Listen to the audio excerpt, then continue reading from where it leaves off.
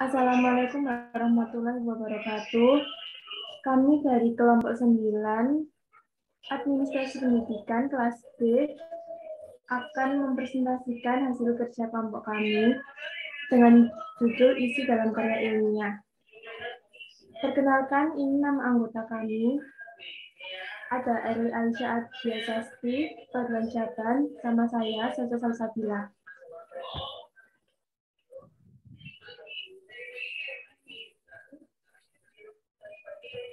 Isi dalam karya ilmiah, bagian isi ialah bagian inti dalam karya ilmiah yang meliputi bab pendahuluan, bab landasan teoritis, bab objek lokasi penelitian, khusus praktik kerja, bab pembahasan atau analisis data, dan bab penutup. Dengan kata lain, bagian isi merupakan penelitian penulis.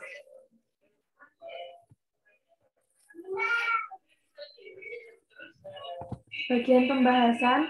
Untuk isi pada bagian pembahasan karya tulis ilmiah harus mencantumkan kajian teori atau penjualan pustaka yang disesuaikan dengan variabel yang dikaji, serta dijelaskan untuk memberikan argumentasi keilmuan dan kerangka pemikiran serta pengajuan hipotesis masalah yang diteliti. Melihat hal itu, maka dalam pembahasan harusnya dijelaskan secara terperinci dan jelas serta perlu memperhatikan kaidah-kaidah ilmiah baku sesuai aturan serta memenuhi unsur keilmiahan. Proses pencarian pada bagian kajian pustaka dipaparkan dengan tujuan untuk mencari tahu lebih dalam tentang penelitian yang menjadi fokus kita dengan literatur yang ada.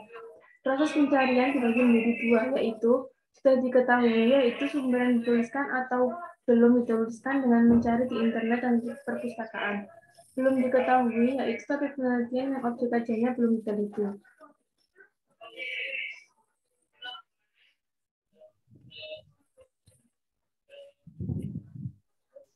Manfaat dari kajian pustaka. Yang pertama, sebagai solusi. Dengan adanya kajian pustaka, maka kerangka berpikir menjadi jelas sehingga solusi dari permasalahan ditemukan. Yang kedua, landasan pengembangan instrumen. Setelah menemukan solusi berupa teori selanjutnya, disusunlah indikator-indikator berdasarkan solusi tersebut. Yang ketiga, membuat atau menentukan kriteria.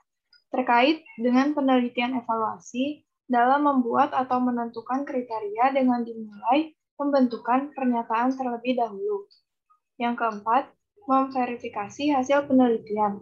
Pada manfaat memverifikasi hasil penelitian ini dimaksudkan sebagai perbandingan hasil penelitian yang telah kita lakukan dengan penelitian sebelumnya.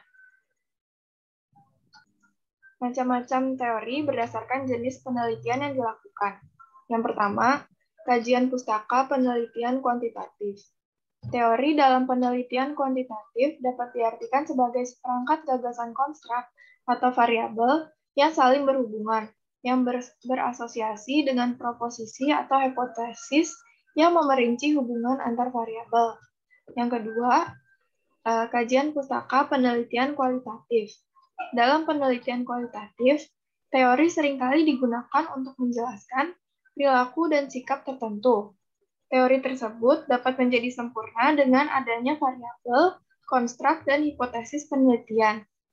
Yang ketiga, kajian pustaka penelitian campuran.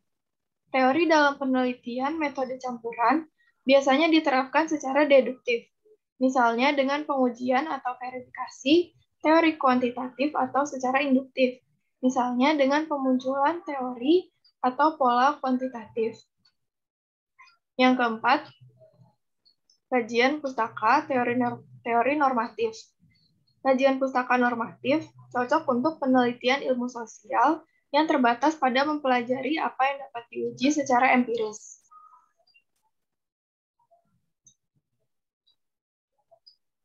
Sumber kajian pustaka. Yang pertama, jurnal penelitian, buku, surat kabar dan majalah, dan internet.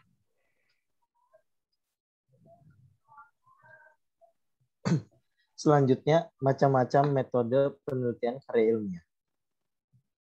Yang pertama, metode penelitian survei. Metode ini adalah metode penelitian kuantitatif yang dapat digunakan untuk mendapatkan data pada masa lampau maupun saat ini. Data-data yang diperoleh mengenai keyakinan, pendapat, karakteristik, perilaku, hubungan variabel, serta untuk menguji hipotesis. Yang kedua, ada metode penelitian eksperimen. Metode ini termasuk jenis metode penelitian kuantitatif yang digunakan untuk melihat pengaruh variabel bebas terhadap variabel terikat yang dapat dikendalikan sehingga tidak ada variabel lain yang memengaruhi variabel terkait. Yang ketiga, ada metode penelitian kualitatif. Penelitian kualitatif digunakan untuk meneliti kondisi objek secara alamiah, di mana peneliti merupakan instrumen kunci. Karena itu, hasil analisis dan kesimpulan bergantung pada ketajaman analisis dari peneliti itu sendiri. Yang keempat, ada metode penelitian evaluasi. Penelitian evaluasi dilakukan untuk mengetahui seberapa jauh pelaksanaan suatu perencanaan atau seberapa jauh tujuan telah tercapai. Yang kelima, ada metode penelitian deskriptif. Melalui penelitian ini, peneliti berusaha mendeskripsikan peristiwa dan kejadian tanpa memberikan perlakuan khusus terhadap peristiwa tersebut. Adapun variabel yang diteliti dapat tunggal maupun lebih dari satu variabel. Yang keenam, ada studi kasus. Pada dasarnya, studi kasus mempelajari secara intensif seorang individu atau kelompok yang mengalami kasus tertentu. Misalnya, mempelajari secara khusus kepala sekolah yang tidak disiplin dalam bekerja.